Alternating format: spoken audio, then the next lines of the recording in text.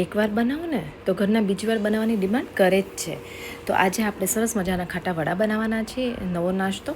તેના માટે અડધો કપ ખાટું દહીં, એમાં ટેસ્ટ પ્રમાણે મીઠું, અડધી ચમચી લાલ મરચું, અડધી ચમચી ધાણા જીરું, અડધી ચમચી હળદર અને સાથે આપણે 2 ચમચી જેટલો ગોળ નાખવાનો છે અને બધી વસ્તુને સરસ રીતે મિક્સ કરી દેવાનું છે.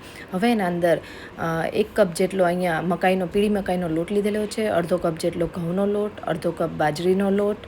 હવે આદુ મરચાંની પેસ્ટ 1 ચમચી જેટલી, 2 ચમચી સફેદ તલ, અડધી ચમચી જેટલા અજમા અને ખાંડીને અંદર એડ કરી દઈએ. સાથે અડધો કપ જેટલી કોથમીર અને 1 કપ જેટલા મેથીની ભાજી સૂકવીને પછી આપણે અંદર એડ કરવાની છે અને લોટ ભેગો કરવાનો છે. હવે જરૂર પડે તો દહીં અથવા થોડી છાશ નાખી રોટલીના લોટ જેવું થાય સોફ્ટ એવો બનાવી દેવાનો અને તેલવાળો હાથ કરી આ રીતે લુવાની જેમ, એટલે કે નાના નાના વડા કરી દેવાના છે પતલા એવા. હવે હાઈ ફ્લેમ નાખવા ટાઈમે નાખી પછી મીડિયમ ટુ લો ફ્લેમ પર એને ડાર્ક બ્રાઉન થાય ત્યાં સુધી તળી દેવાના છે, એટલે સરસ મજાના વડા રેડી થઈ જાય.